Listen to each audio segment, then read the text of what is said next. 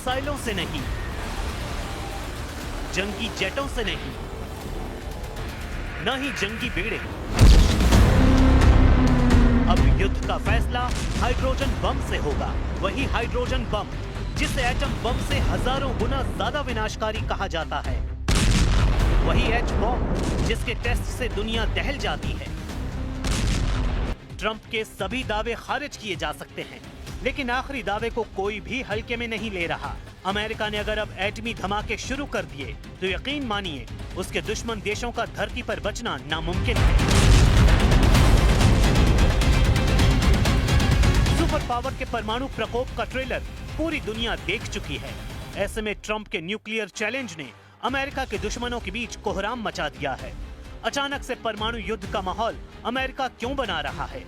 खुद 8 युद्ध को खत्म कराने का क्रेडिट ले रहे ट्रंप महाविनाश के हथियारों को इतना तूल क्यों दे रहे हैं? इन सवालों का जवाब इन तस्वीरों में छिपा है।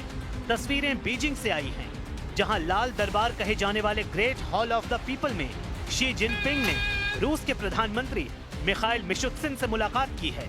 ट्रंप जिनपिंग के बीच हुई बैठक के फौरन बाद रूस के प्रधानमंत्री की बीजिंग विजिट से सुपर पावर का दिमाग गर्म हो गया है, क्योंकि चीन ने रूस के साथ बड़े कारोबारी साझेदारी का ऐलान कर दिया है। दोनों देशों के बीच व्यापक कारोबारी और रणनीतिक साझेदारी से ट्रंप को जोर का झटका लगा है। प्रेसिडेंट ट्रंप ने शी जिनपिंग से पुतिन पर प्रेशर बनाकर यूक्रेन रूस युद्ध खत्म कराने की अपील की थी, लेकिन प्रेशर बनाना तो दूर, शी जिनपिंग ने पुतिन से बिग डील कर अमेरिका को करारा जवाब दे दिया है। ट्रंप ये मान चुके हैं कि एटमी रेस में अमेरिका बहुत पीछे है, जबकि सुपर पावर के सभी दुश्मन एकजुट हो रहे हैं। इतना ही नहीं, ज्यादातर गुप्त तरीकों से परमाणु बम का गोदाम बड़ा बना रहे हैं। अमेरिका दुश्मनों के परमाणु प्रोग्राम को कैसे नजरअंदाज कर सकता है? जाहिर है सुपर पावर पीछे रहेगा भी नहीं, क्योंकि ट्रंप मौजूदा वक्त में धरती को 150 बार परमाणु बम से उड़ा देने का दम रखते हैं। प्रेसिडेंट ट्रंप ने एक इंटरव्यू में दावा किया है। ट्रंप ने सर्वनाश के हथियारों पर लंबी बात की है, लेकिन पूरी बातों में ये सबसे डरावनी लाइनें हैं। असल में प्रेसिडेंट ट्रंप को रूस से ज्यादा टेंशन चीन ने दे दी है। चीन के पास 1000 सालों तक थोरियम भंडार है। अमेरिका को जब से ये जानकारी मिली है, खलबली मच गई है। इसलिए प्रेसिडेंट ट्रंप ने चीन को अमेरिका के लिए सबसे बड़ा खतरा कहा है। इंटरव्यू में ट्रंप ने दावा किया है कि चीन बहुत जल्द रूस की तरह परमाणु हथियारों का बंदोबस्त कर लेगा। हालांकि उन्होंने ये भी साफ किया कि अमेरिका के पास सबसे ज्यादा एटम बम है, जिनका परीक्षण करके वो सबसे भयानक और विनाशकारी न्यूक्लियर हथियार हासिल कर लेंगे।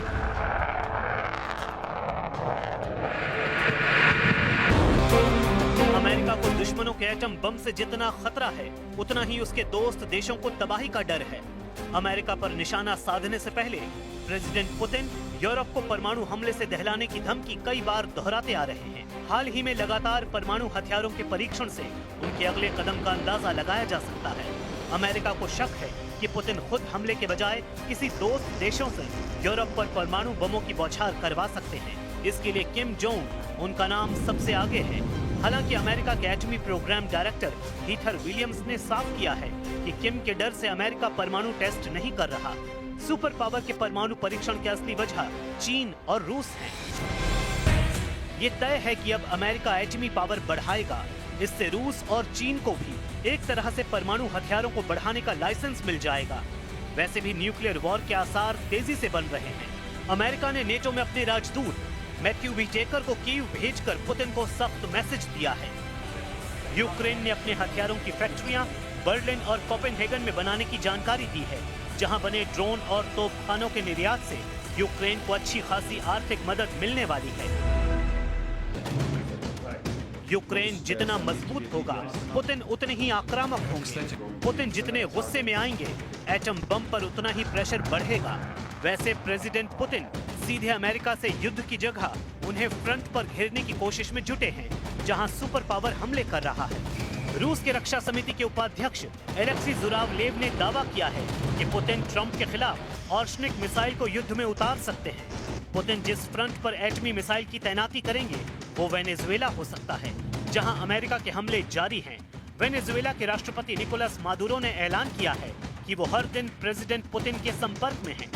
मादुरो ने दावा किया है कि पुतिन वेनेजुएला की रक्षा के लिए हर तरह से मदद के लिए तैयार है। जिस दांव से अमेरिका अब तक पुतिन को परेशान कर रहा था, वही रूस अब आजमा रहा है। मतलब अमेरिका के दुश्मनों को दोस्त बनाकर रूस युद्ध में उलझा रहा है। लेकिन ऑर्शनिक जैसी मिसाइल को क्या पुतिन मादुरो जैसे कट्टर लीडर को देने का जोखिम मोल ले सकते हैं? Если нужно будет, мы увидим, что требуется применение более мощного оружия средней дальности, мы, конечно, его используем. Но мы не спешим, у нас ведь это не секрет, да мы не скрываем. И я говорил, у нас пока немного этих систем «Орешник». Они у нас есть. И не одна система. Но мы не спешим их применять, потому что это оружие мощное, оно предназначено для решения определенных задач. कह सकते हैं कि ऑर्शनिक मिसाइल अब सिर्फ यूक्रेन ही नहीं बल्कि नेटो के खिलाफ भी पुतिन का ट्रम्प कार्ड बन चुकी है। 6 वॉरहेड के साथ पुतिन इस मिसाइल से यूक्रेन को पहले दहला चुके हैं। अगर पुतिन ने इस मिसाइल को यूरोप के शहरों पर फायर किया तो क्या होगा? रूस की कापुस्तिन यार्स रेंज से ये मिसाइल फायर की गई। अमेरिका का दावा है कि पुतिन की ऑर्शनिक मिसाइल रूस की RS-26 फ्रंटियर मिसाइल की ही नकल है, जो मध्यम दूरी और लंबी दूरी की मिसाइल के बीच वाली रेंज को कवर करती है।